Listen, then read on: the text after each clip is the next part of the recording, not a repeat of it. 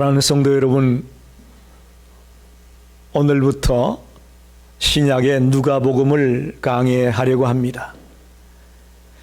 신약 성경 처음에 보기엔 복음서가 4권이 나오죠. 마태복음, 마가복음, 누가복음, 요한복음.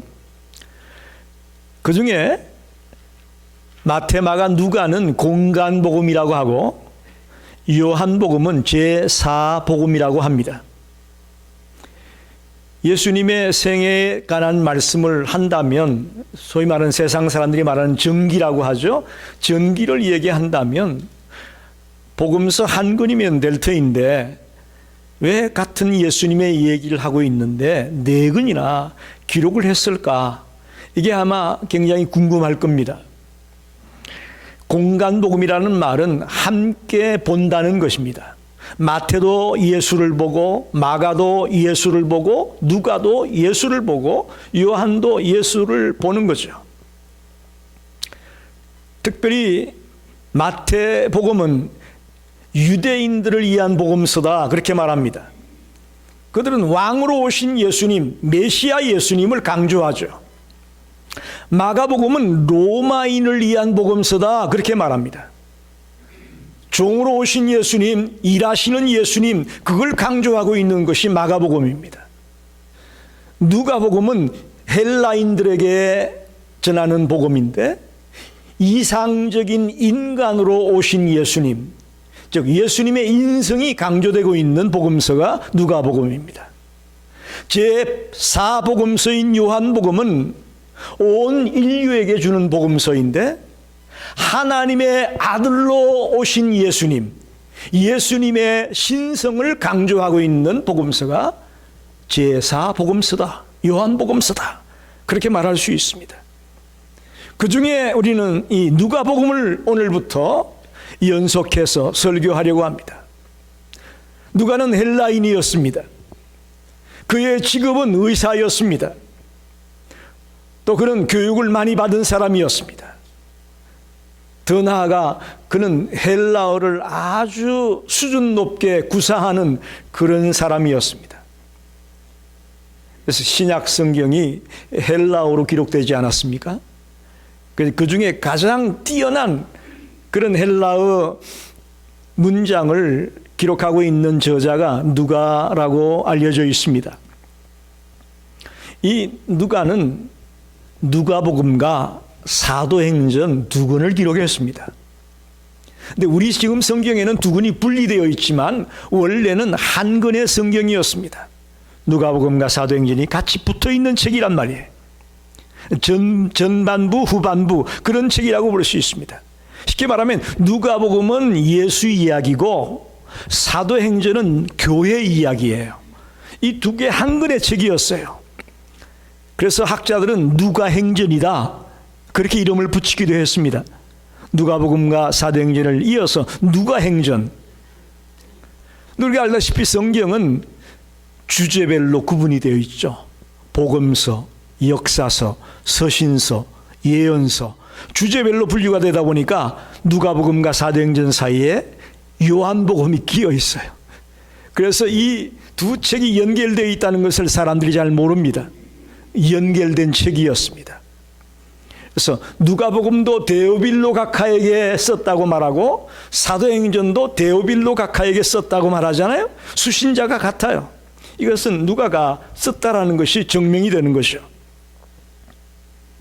오늘 3절을 다시 한번 봅시다. 3절에 보게 되면 누가가 데오빌로 각하에게 썼다고 기록하고 있습니다. 도대체 데오빌로가 그럼 누구냐? 이게 굉장히 중요합니다. 그는 로마의 고위 관리였을 것으로 추정합니다. 그리고 그는 복음을 듣고 크리스찬이 되었을 것으로 보고 있습니다. 그런데 4절에 있는 말씀처럼 복음을 듣기는 했지만 아직 확신이 없는 상태에 있는 자, 그가 데오빌로였습니다. 그에게 확신을 심어주기 위해서 누가가 이 복음서를 썼다고 서론에서 말하고 있습니다. 그렇다고 여러분 이거는 데오빌로만 봐야 되는 거 아니냐라고 생각하시면 안 됩니다. 이 복음서를 통해서 누가는 이상적인 인간으로 오신 예수님, 인자이신 예수님, 그분을 강조하고 있고 우리에게 전해주고 있는 것입니다. 오늘 첫 시간을 맞아서 1장 5절로 25절에 나와 있는 세례 요한의 탄생 예고에 대한 말씀을 가지고 같이 주님의 음성을 듣기 원합니다. 첫째는 신실한 사가랴의 가정에도 걱정거리가 있었다는 것입니다. 당시 헤롯 왕이 통치할 때라고 되어 있잖아요. 헤롯 왕 시대입니다. 이 이야기는 그 시대가 종교적으로 정치적으로 굉장히 암울한 시대였다는 것입니다. 깜깜한 어둠의 시대였다는 것입니다. 특별히 폭군 헤롯이 통치하다 보니까 로마에게 완전히 속국처럼 되어져 버렸고 정말 백성들에게 희망이 없는 그런 시대가 바로 이 시대였습니다.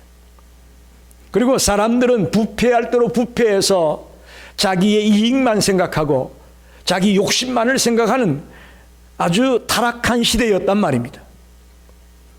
그런데 그 시대 속에서 살아가던 사가랴와 엘리사벳은 의로운 삶을 살았다. 그렇게 오늘 말합니다. 하나님의 말씀에 순종하는 의로운 삶을 사는 자들이었다. 이렇게 말합니다.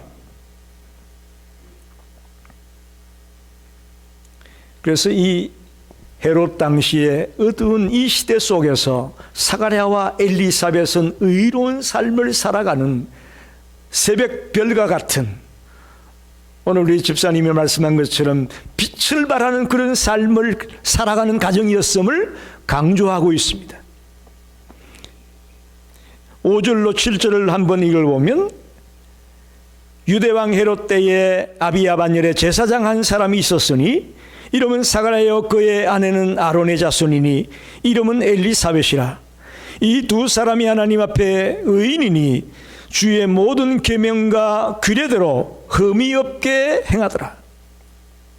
엘리사벳이 잉태를 못함으로 그들에게 자식이 없고 두 사람의 나이가 많더라. 그렇게 말하고 있습니다. 세 가지로 요약을 해보면 사가랴와 엘리사벳의 가정은 두 사람은 모두 다 레위지파 사람이었습니다. 아론의 후손이었습니다. 특히 다윗 시대부터 제사장들은 24반열로 24반열로 나뉘어져 있었습니다. 그래서 각 반열은 1년에 2번 정도 한 주 동안 성전에 들어가서 향을 피우고 아침 저녁으로 제사장으로서의 사명을 감당하게끔 했습니다. 그 중에 이 사가랴는 24개 반열 가운데 아비야 반열, 8번째 반열인 아비야 반열에 소속된 자였다, 그런 말입니다. 제사장의 가문이고 아론의 가문이었다, 그걸 볼 수가 있습니다. 또한 두 번째로 이 두 사람은 하나님 앞에 모든 계명과 규례를 지켜 살아가는 흠이 없는 의인의 삶을 살고 있었다, 그렇게 이 가정을 말하고 있습니다. 그리고 마지막엔 이 두 사람이 나이가 들었지만 자식이 없었다. 자식이 없었다. 그렇게 말하고 있습니다. 그들은 신앙의 가문이었습니다. 좋은 가문에서 태어나서 하나님을 성실히 섬기는 가정이었고 하나님의 말씀대로 살아가려고 애쓰는 가정이었음을 우리가 본문에서 찾을 수가 있습니다. 그런데 이렇게 의롭게 살아가고 신실하게 살아가던 사가랴와 엘리사벳의 가정에도 걱정거리가 있었다는 것입니다. 여러분 잘 들으셔야 됩니다. 내가 이렇게 왜 열심히 예수 믿는데 왜 나에게 어려움이 오느냐, 내가 왜 이렇게 열심히 기도하는데 이 문제가 해결이 안 되느냐, 우리가 그런 고민을 털어놓을 때가 있습니다. 이 사가랴와 엘리사벳의 가정은 그 모든 세상 사람들이 다 어두운 가운데 놓여 있는 중에도 빛과 같은 삶을 살아가는 그런 성결한 가정, 고귀한 가정이었음에도 불구하고 그 가정에도 걱정거리가 있었다는 거예요. 나이가 점점 들어가는데 자식이 없었다라는 이야기입니다. 또 그들은 그 문제를 가지고 간절히 기도했다고 되어져 있습니다. 자식을 주시기를 기도해 오던 가정이었습니다. 사랑하는 성도 여러분, 저희들도 똑같습니다. 우리 주변에 보면 불신자들인데 참 잘 사는 것 같잖아요, 그죠? 뭐 사기치고 욕도 잘하고 뭐 속이기도 잘하고 이런데 다 잘 사는 것 같아요. 그런데 좀 바르게 해보려고 하고 진실하게 해보려고 하고 열심히 살아보려고 하는데 왜 우리 집에는, 왜 내 앞에는 이렇게 문제만 생기고 걱정거리만 생기고 일이 안 풀리고 투정거릴 수 있을 것입니다. 여러분, 사가랴와 엘리사벳의 가정을 보십시오. 그들은 정말 빛과 같은 삶을 살아갔던 신실한 자들이었습니다. 그러나 그들은 나이가 점점 들어감에도 불구하고 잉태치 못하고 자식이 없어서 걱정하고 있는 이 모습을 오늘 엿볼 수가 있습니다. 두 번째로 생각할 것은 그런 사가랴와 엘리사벳에게 주의 사자가 찾아왔다라는 사실입니다. 8절을 봅시다. 마침 사가랴가 그 반열의 차례대로 하나님 앞에서 제사장의 직무를 행할 때에, 여러분, 하나님의 사자가, 가브리엘 천사가 사가랴를 찾아왔는데 집에서 잠자고 있을 때 찾아오지 않았어요. 신나게 놀고 있을 때 찾아오지 않았어요. 제사장의 직무를 행하기 위해서 성소에 들어가서 일하고 있을 때에 주의 사자가 그를 찾아왔다는 사실입니다. 굉장히 이 말씀 속에는 깊은 뜻이 담겨 있다고 생각합니다. 성경을 보게 되면 하나님께 쓰임받은 사람들은 하나같이 일하다가 쓰임을 받았습니다. 할렐루야. 뭔가 주님이 원하는 일을 열심히 감당하는 중에 쓰임을 받고 부름을 받았다는 사실이에요. 우리 모든 성도들이 그렇게 되시기를 바랍니다. 예? 주님을 위해서 열심히 살아가려고 맡겨진 책임을 다하고 충성할 때에, 그때에 하나님이 만나주시고 하나님이 일을 맡겨주신다는 것입니다. 삶의 현장에서 치열하게 살아가고 있던 그 사가랴에게 지금 제사장의 직무를 수행하려고 성소에 들어가서 막 열심히 일하는 그에게 주의 사자가 나타났습니다. 여러분, 우리가 성경을 보게 되면 룻기에 이삭을 줍고 있던 그 룻, 열심히 일하던 그 룻이 보아스를 만나잖아요. 그죠? 그가 가만히 집에 있다가 귀한 사람을 만난 것이 아니었어요.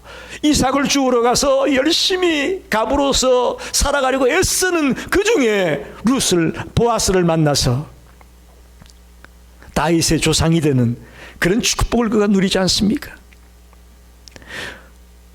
사무엘이 다윗의 집에 찾아와서 이제 이 집에서 사울의 뒤를 이을 왕을 뽑으려고 하는데 이 막내인 다윗은 그 자리에 없고 아버지의 양을 지키고 있었어요. 들에서 목동이 되어 열심히 일하고 있었어요. 그러자 사무엘은 다 첫째, 둘째, 셋째 다 지나가는데 노 그리고 더 없느냐? 막내가 저 양을 치고 있습니다. 그 다윗을 불러서 그에게 기름 부어 사울의 뒤를 잇는 왕을 세우지 않습니까? 다윗도 일하다가 부름받았습니다. 베드로도요, 밤새워 고기 잡는, 그물을 깁는, 그물을 던지는 그런 일을 하다가 주님을 만나게 되죠. 베드로 일하다가 주님 만났어요. 우리가 잘 아는 바울은 어떻습니까? 비록 주님에게 도움이 되는 일은 아니지만 다메섹으로 예수 믿는 사람을 잡아 죽이러 가는 거예요. 그것도 일이요. 그 사람에게는 그렇게 열심히 예수 믿는 사람을 핍박하러 가는 도중에 부활하신 주님을 만나서 사울이 바울이 되지 않습니까? 참 기가 막힌 이야기예요. 하나님은 주님을 위해 열정적으로 일하는 사람을 쓰십니다. 나태하게 게으르게 가만히 있는 사람을 주님 쓰시지 않아요. 열정적으로 주를 위해 살아보려고, 주님의 뜻을 이루고 살아가려고 애쓰는 자, 주님의 영광을 더럽히려고 애쓰는 자, 그를 찾아가서 일을 맡기시는 거예요. 하나님은 그 사가랴의 삶의 현장에 찾아가서 그에게 아들이 있을 것이라고 말을 해줍니다. 얼마나 기뻤겠어요.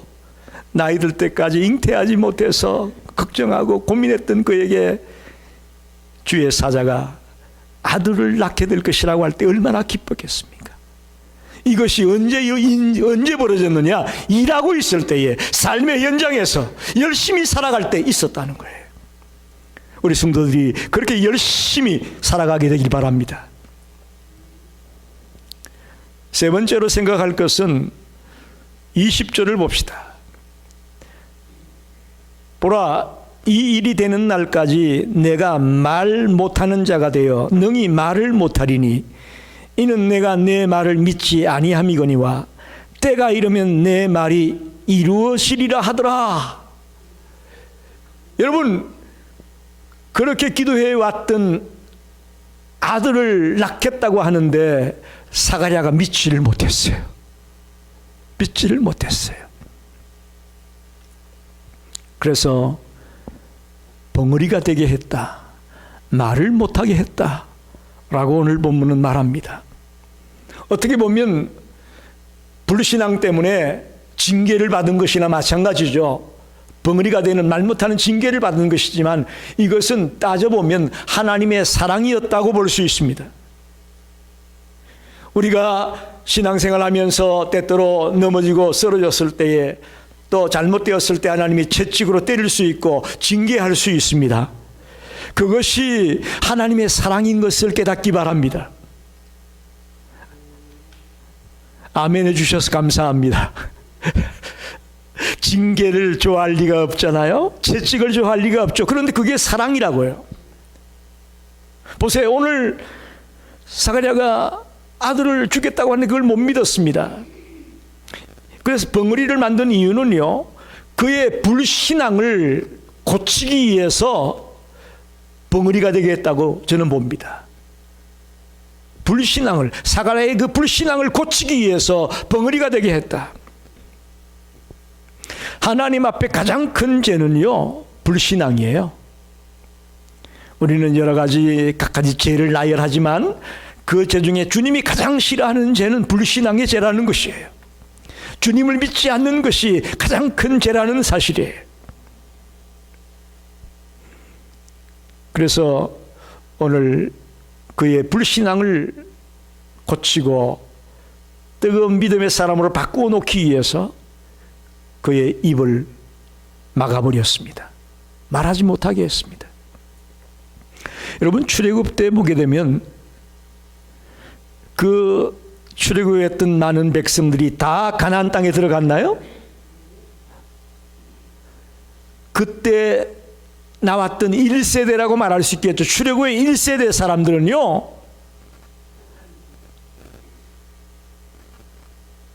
두 사람밖에 못 들어갔어요. 여호수아 갈렙 두 사람밖에 못 들어가고 다 강야에서 죽었잖아요. 그 이유가 뭐예요? 불신앙 때문이었어요. 맞아요. 불신앙 때문이었어요. 열등의 정탐꾼을 보내서 그 땅을 정탐해서 돌아와서 보고하는데 그 보고를 듣고 나서는 백성들이 다 부정적으로 생각하는 거예요. 애굽에 그냥 있었으면 좋았을 것을, 이게 또 웬 소리입니까? 하나님이 그렇게 10가지 기적을 행하고 각가지 능력을 행해서 끄집어내줬더니 애굽에 있었으면 좋았을 걸. 에? 이게 말이 되는 얘기예요? 불신앙이죠. 이 불신앙으로 인해 1세대 사람들은 다 강야에서 죽어버렸다는 사실이에요. 이만큼 하나님은 불신앙을 싫어하십니다. 그 불신앙의 죄를 극복하고 또다시 그런 자리에 들어가지 않게 하기 위해서 벙어리가 되게 했다고 볼 수 있습니다. 또한 벙어리가 되게 한 이유는 교만하지 않기 위해서 벙어리가 되게 했다고 볼 수 있습니다. 여러분, 그가 만약에 말을 할 수 있다면 성소에서 나가서 뭐라고 그랬겠어요? 그죠? 한번 생각해 보시라. 상상을 해 보세요. 그가 만약에 말을 할 수 있었다면 그 일을 다 마치고 성소에서 나와가지고 그 기다리는 백성들에게 뭐라고 했겠냐고요. 야, 내가 주의 사자를 봤다 그랬더니 말이야, 아들을 준다 그랬어. 뭐 얼마나 대단했겠습니까? 충분히 우리가 상상할 수 있죠. 특히 엘리야 같은 위대한 자가 엘리사가 벤데 주님의 길을 예비하는 그런 아들이 나온데 이거 얼마나 말하기 좋아요? 얼마나 교만하기 좋아요? 그래서 그냥 입을 싹 막아버렸어요. 그러니까 이 징계가 하나님의 사랑이라는 말을 이해가 됩니까? 이 징계가 오히려 사가랴로 하여금 하나님의 사랑임을, 하나님의 지혜임을 보여주는 거죠. 그리고 하나님의 전능성을 보여주는 거예요. 예? 말 한마디에 말을 못해. 주의 사자가 말 한마디 하니까 자기가 말을 못해. 건강했는데, 멀쩡했는데, 와, 이거 하나님 진짜 살아있구나, 하나님 전능하신 분이구나, 하나님 대단한 분이야 하는 걸 믿게 하는 거예요.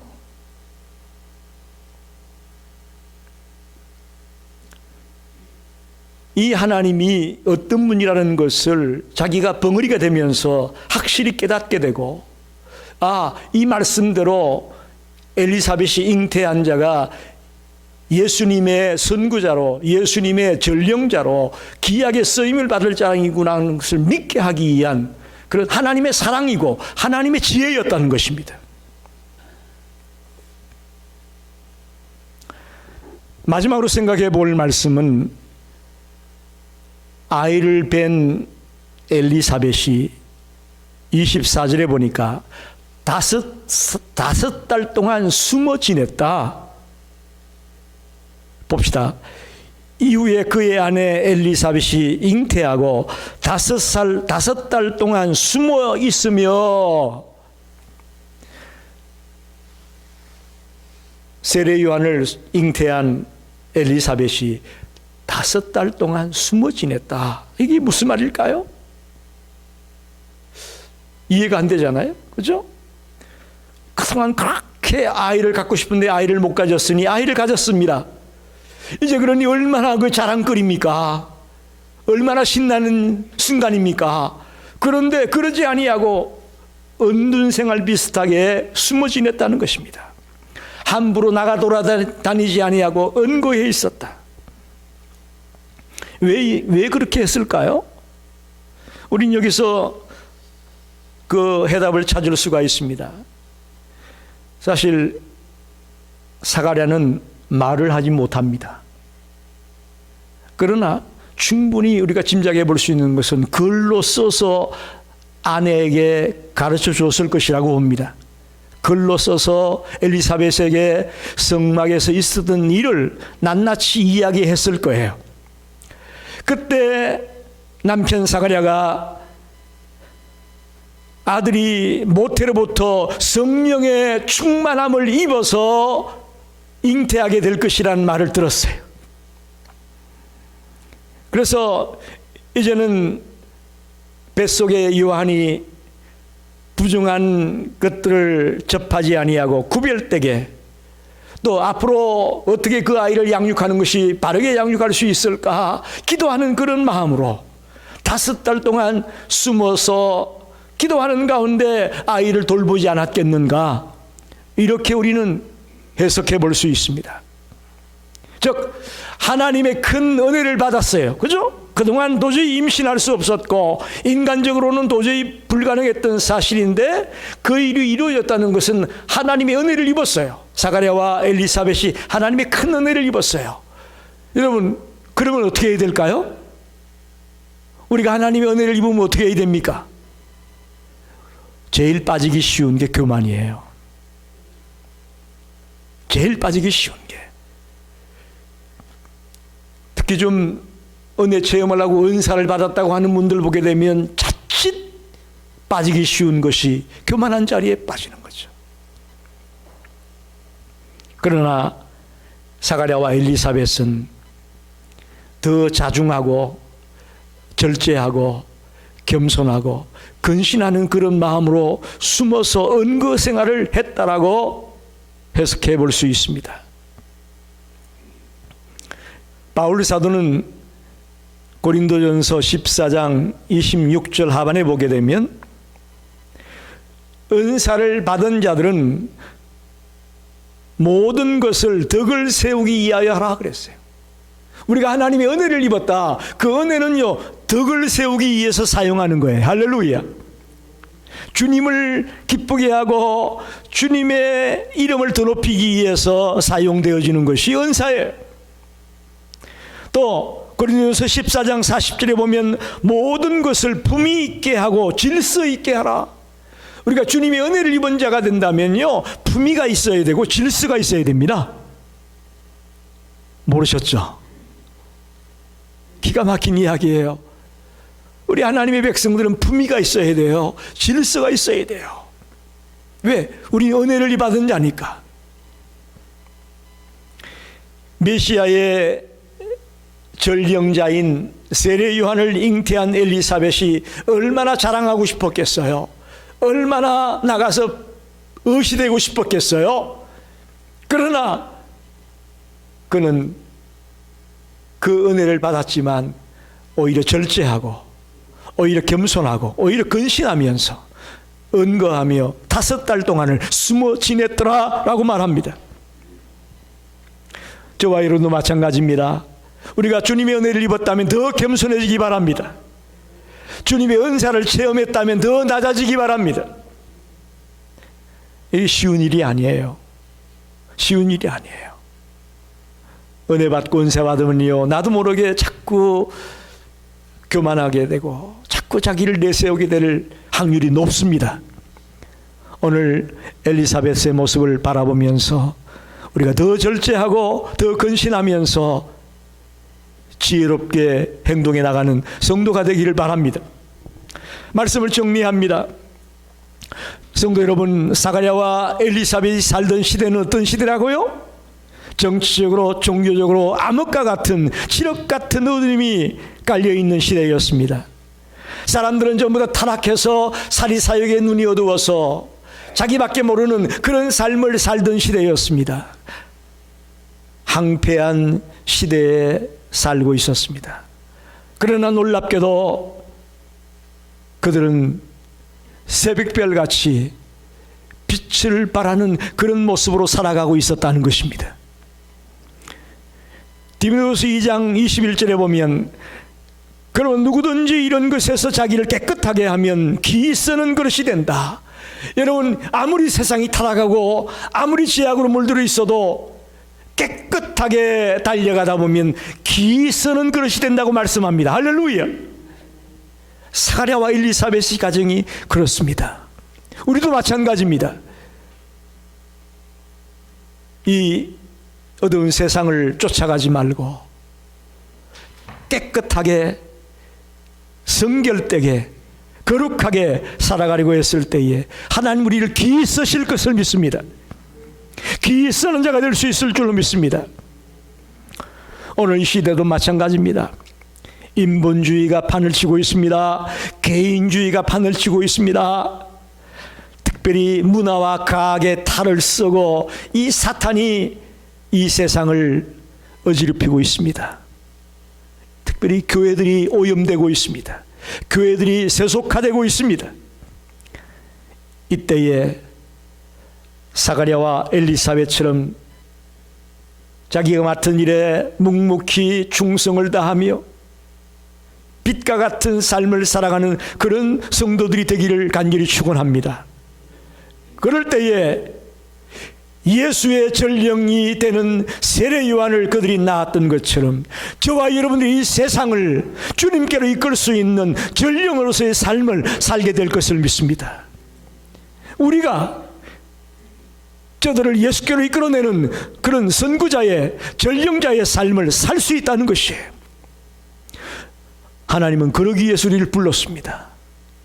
나만 잘 믿고 구원받으라고 부른 거 아니에요?